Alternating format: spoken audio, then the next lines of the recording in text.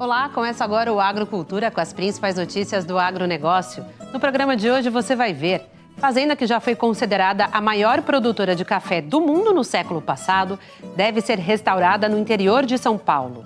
Dentro da propriedade resistem ao tempo os trilhos de trem que escoavam a produção e até uma estação ferroviária inteira. Em uma época em que máquinas e tecnologia são destaque no agro, vamos conhecer um agricultor raiz. Descendente de imigrantes russos menonitas, ele faz tudo sozinho, do plantio à colheita e beneficiamento da produção. E ainda encontra tempo para o lazer. Conheça ainda uma delícia inventada por descendentes de italianos no Espírito Santo: a pizza feita com massa de polenta. Tem gente que roda centenas de quilômetros só para experimentar a novidade. E nós vamos dar a receita de como se faz. O Agrocultura está começando.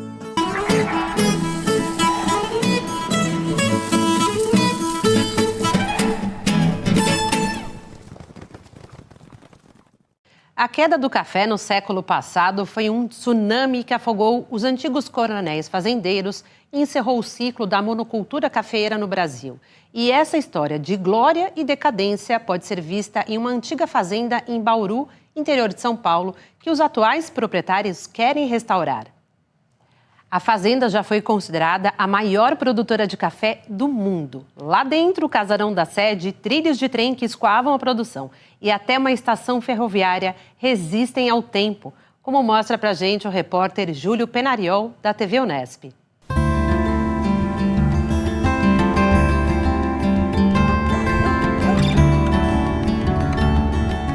As marcas da idade estão expostas por todos os lados.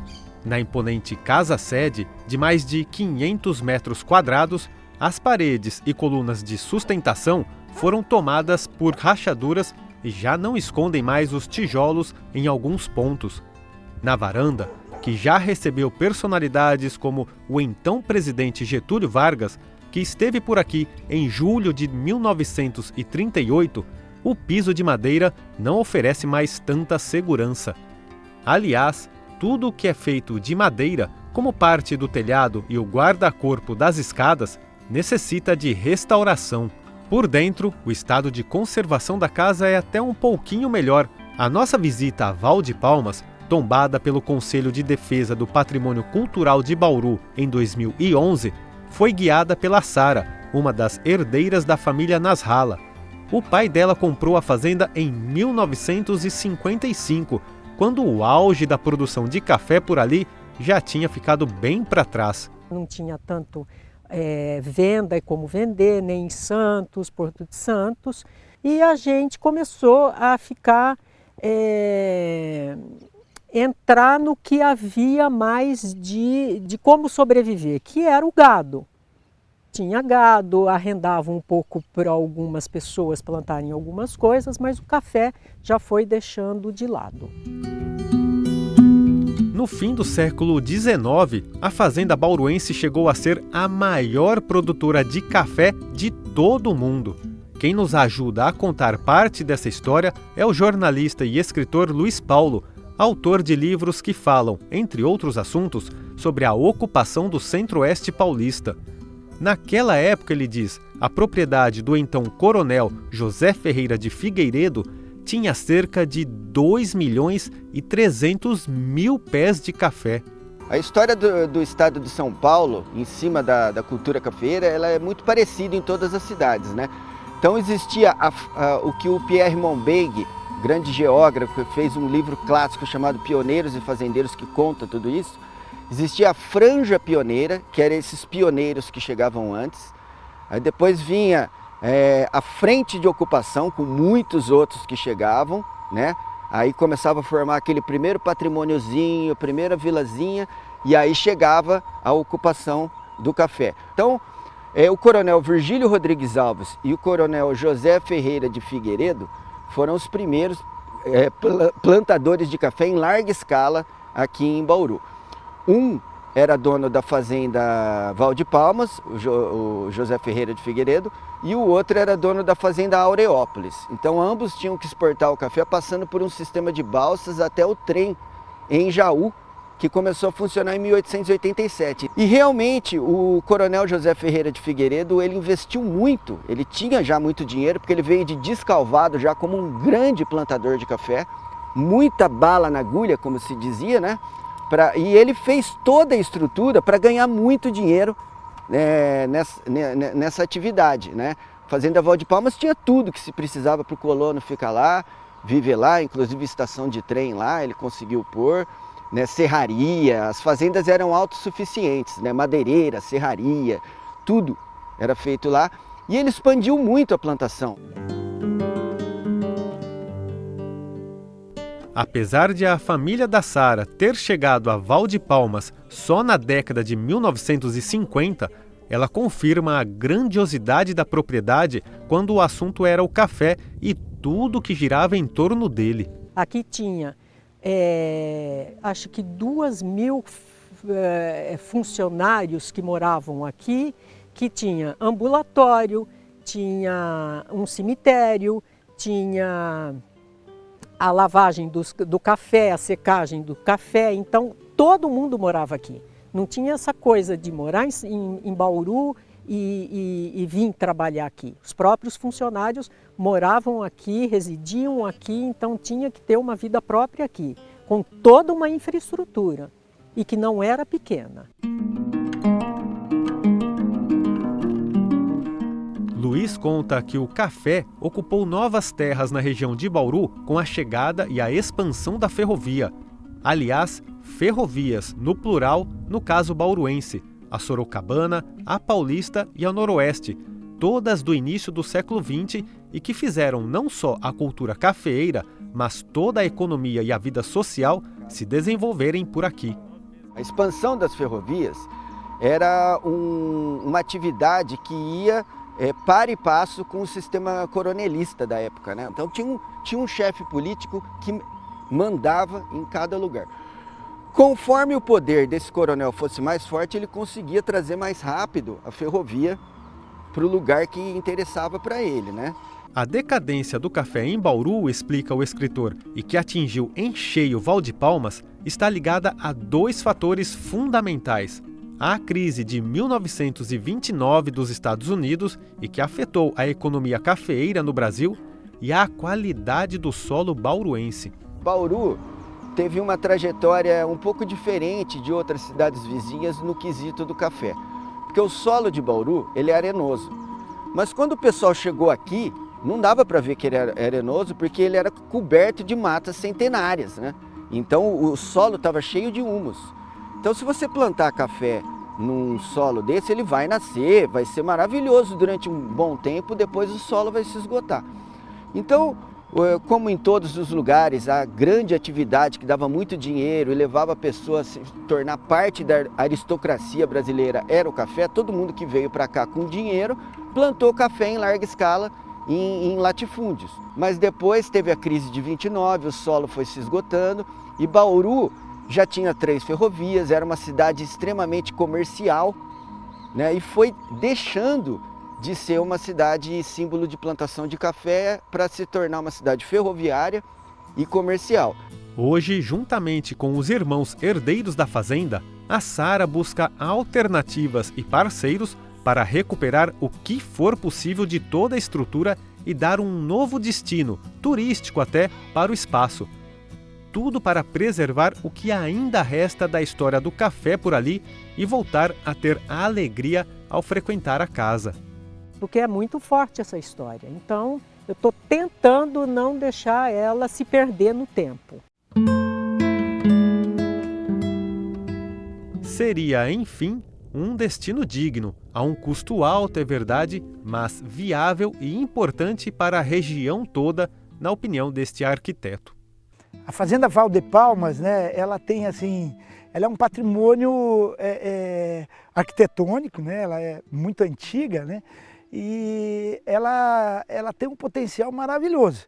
Ela está assim desgastada com o tempo, né, houve pouca manutenção, mas a gente vê a possibilidade de transformar isso aqui num lugar maravilhoso. Fora que ainda, além de tudo, ela tem o que mais nos toca o coração do bauruense, né?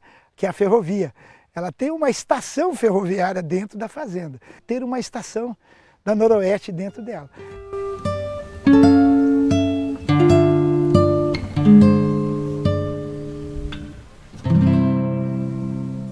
Veja a seguir no Agrocultura. Em uma época em que máquinas e tecnologia são vedetes do agro, agricultor raiz de Santa Catarina faz tudo sozinho. Planta, colhe, beneficia e comercializa a produção. Nós voltamos já.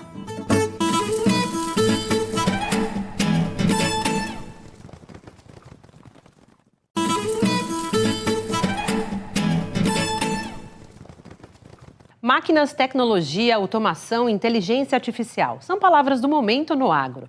Mas lá no interior de Santa Catarina, no município de Vitimarsum, vamos conhecer um agricultor diferente, que trabalha como os antepassados, imigrantes russos menonitas.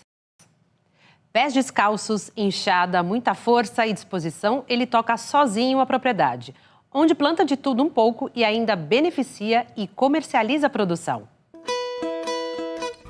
Com pés descalços, na companhia da enxada, o Valmor encara a lida na roça com muita disposição.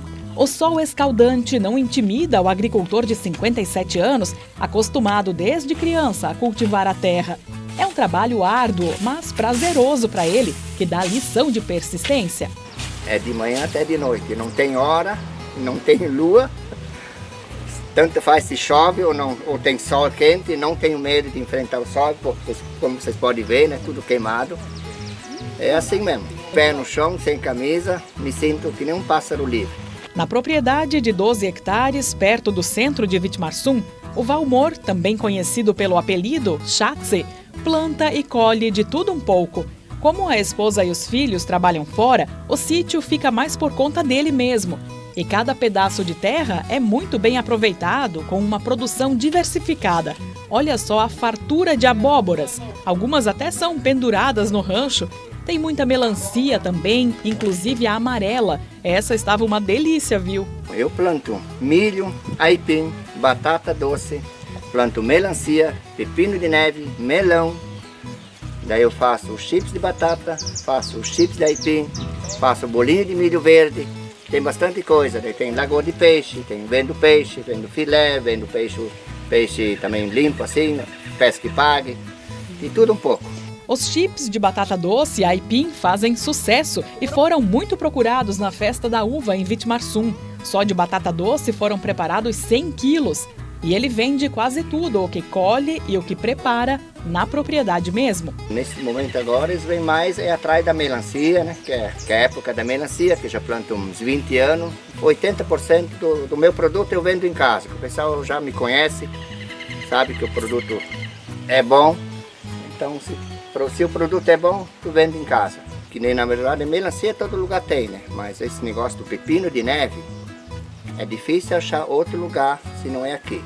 Se alguém quer uma semente de pepino de neve, eu acho que só lá no Valmor tem. Então eles vêm aqui atrás de semente, atrás de pepino de neve. Com tanta fartura, o Valmor compra poucos itens no mercado. Cria meus porquinhos, cria os frangos para próprio consumo, né? Já vendi muito frango também anos passados, frecheado, frango picado. Toda essa disposição do Valmor e o hábito de diversificar a produção tem muito a ver com as origens dele, que é descendente de menonitas, os chamados alemães russos, que viveram em Vitimarsum antes de partirem para outros estados do sul. A maioria foi embora daqui, mas algumas famílias permaneceram. As casas aqui do sítio do Valmor são daquela época, quase centenárias. Os meus avós vieram da Rússia, né? Pais dos meus pais. Então eles também sempre foram de trabalhar bastante, né? Como meus pais também, minha mãe, sempre fizeram bastante cuca, aquela cuca de queijo que só ela que faz. Até tenho saudade dessa cuca. Só que hoje ela já vai fazer 90 anos daqui uns dias, né? Ela não tem mais condição de fazer aquela cuca, mas faz falta. Então é uma coisa que já veio do passado. O Valmor aqui é um caso que, assim, bem de origem, né? Bem raiz. Então, porque hoje em dia as pessoas costumam comprar tudo no mercado, né? Mesmo às vezes sendo agricultor, vende um produto, fumo ou leite, mas eles acabam adquirindo tudo no mercado. E o Valmor é um caso assim muito especial. Por quê? Porque ele mantém uma origem e ele gosta trabalhar com uma diversidade de produtos. E não é só aqui na propriedade que o Schatze se destaca pela agilidade e disposição. Olha ele aí em quadra, mostrando o talento no vôlei. Estou com 57 anos, mas toda quarta, das 7 às 9, é suado no vôlei. Temos 2, 3 times lá jogando. A turma é da sua idade ou mais jovem? Como é que é? Tem 2 ou 3 na minha idade mais ou menos, mas eu sou o mais velho. Os outros são mais novos.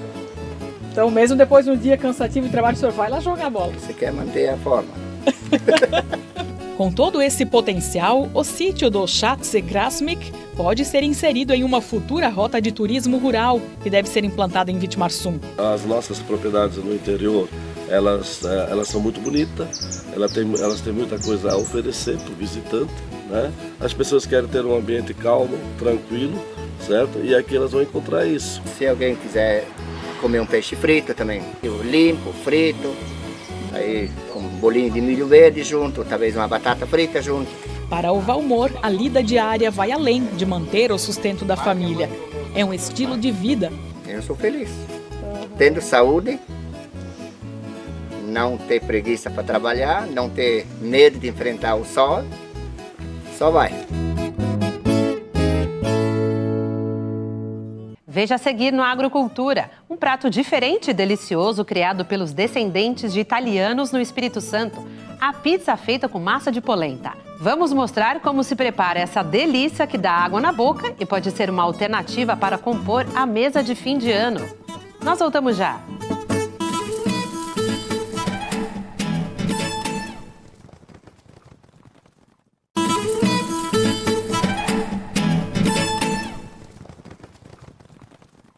Existem cidades do Brasil onde as variedades de pizza são inumeráveis. Mas no Espírito Santo, descendentes dos primeiros italianos que chegaram ao Brasil criaram uma pizza diferenciada, feita com massa de polenta que já tem muitos fãs. O Agrocultura vai mostrar como se prepara esse prato delicioso, que pode ser uma alternativa para compor a mesa de fim de ano.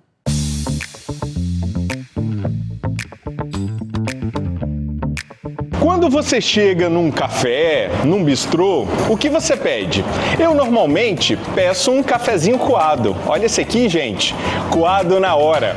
Mas aqui no cardápio há muitas outras opções. Tem cappuccino, tem pão de queijo, tem bolo caseiro, tem suco, eu adoro. Mas aqui em Venda Nova do Imigrante, nas Montanhas Capixabas, a gente encontrou algo inusitado nesse cardápio. Você tem ideia do que seja? Qual delícia combina com Venda Nova do Imigrante? Polenta. Venda Nova, terra da polenta. E nós temos o hábito de comer polenta, antepasto, então daí que surgiu a pizza de polenta. Uma pizza de polenta. Você já experimentou? E ela agradou logo de cara? Com certeza, eu como um bom descendente de italiano, gosto muito de polenta. E uma polenta no formato de um disco que a gente deu o nome de pizza de polenta, agradou muito. Polenta no tacho, uma herança da imigração italiana no interior do Espírito Santo.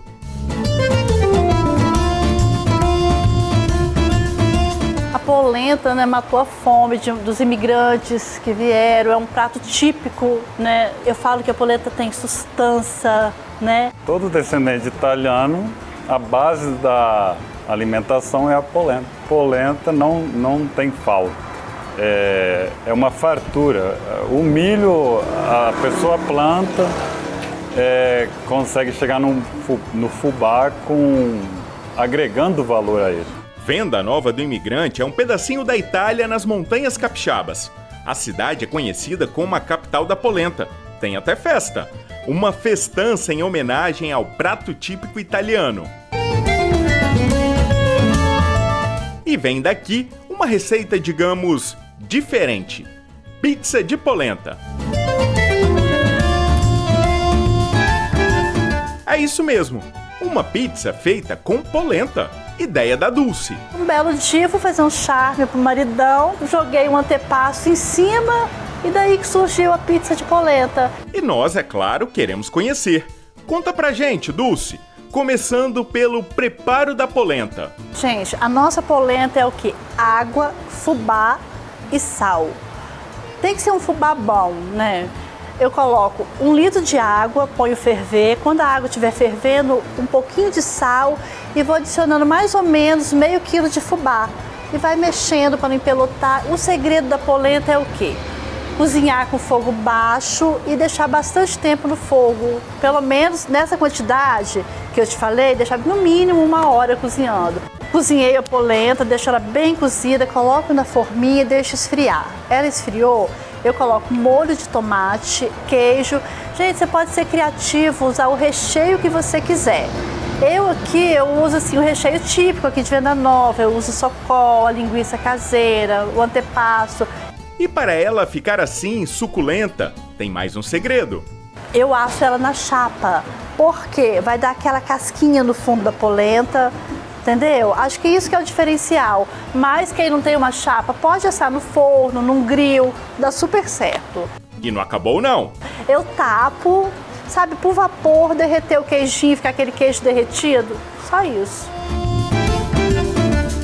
Quem visita a cidade faz questão de experimentar a receita. A gente, que é motociclista, a gente roda bastante no interior do estado e a gente acaba conhecendo os lugares. E aqui é um lugar que a gente sempre gosta de voltar, porque é muito bom a pizza daqui, a gente conhece também a festa da polenta que tem aqui.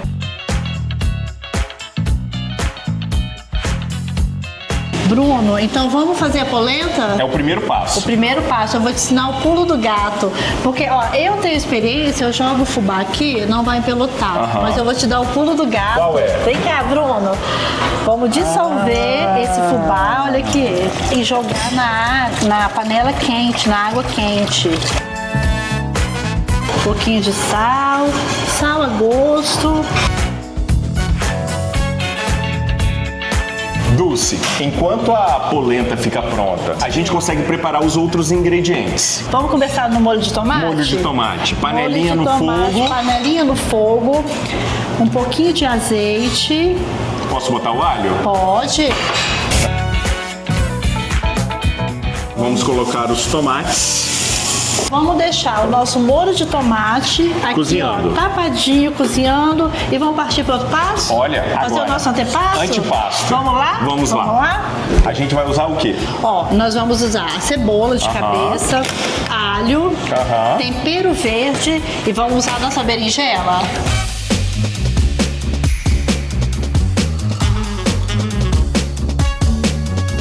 Ingredientes picados: berinjela, pimentões, tempero verde, cebola, alho. Primeira coisa, nós vamos colocar o azeite. Cebolinha de cabeça. Já picadinha. Alho. Vamos entrar com a berinjela. Cortadinha. Vamos para os pimentões? Pimentão.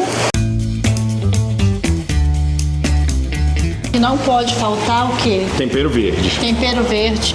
E também o orégano. Vamos colocar um pouquinho de orégano? Vamos. Orégano é bom. Orégano. Fechamos a panela de pressão. Vamos abaixar o fogo. Pegou pressão, você marca 15 minutos. O nosso antepasto está prontinho. Agora chegou a hora de montar. Como é que a gente faz o disquinho da pizza, Dulce? Bruno, depois que a polenta cozinhou, eu coloco nesse pote e deixo esfriar. Esfriou, nós vamos preparar os discos, né, da pizza. Olha aqui. Com então certeza. Vamos começar? Ó, molho de tomate. Molho de tomate. Ó, agora eu coloco um pouquinho de queijo. Agora nós vamos com o antepasto. Um pouquinho de orégano. Porque pizza tem que ter orégano. Não importa a massa, Isso mas daí. pizza tem que ter orégano. E tá pronta. Bruno, prontinha a nossa pizza. Agora vamos assar? Vamos assar. Pra gente provar. Não é? Vamos lá? Vamos lá? Eu tô saindo da cozinha, ó. A pizza já está aqui. Porque agora a gente está chegando no fogão a lenha. Vai ter pizza brostolada. E quem comanda o fogão, ó, tá aqui, ó, o Lúcio. Manda bala, Lúcio. Vamos lá. Vou colocar a pizza. Lúcio, qual que é o segredo para a pizza ficar perfeita? Então, a chapa bem quente e a gente coloca esse abafador para ela abafar por igual. Eu vou fechar a polenta para daqui a pouco ela ficar pronta.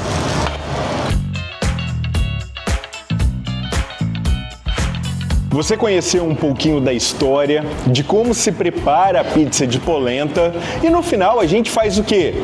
A gente come, né, gente? Temos que experimentar essa novidade, essa inovação direto das montanhas capixabas. Será que tá bom? A boca já está salivando aqui. Simplesmente incrível. Você acha que por não ter uma massa vai ficar com gosto diferente? Não, gente. Tem gosto de pizza. Tem gosto de pizza mesmo. Tem manjericão, tem orégano, tem tomate, ó. É de dar água na boca. E sabe o que combina super bem? Suco de frutas vermelhas, colhidas no quintal, preparadas, ó, na hora. Quer jeito melhor de terminar uma reportagem do que esse? Bom, eu vou ficar por aqui experimentando a minha pizza, tá? Bom apetite a todos vocês.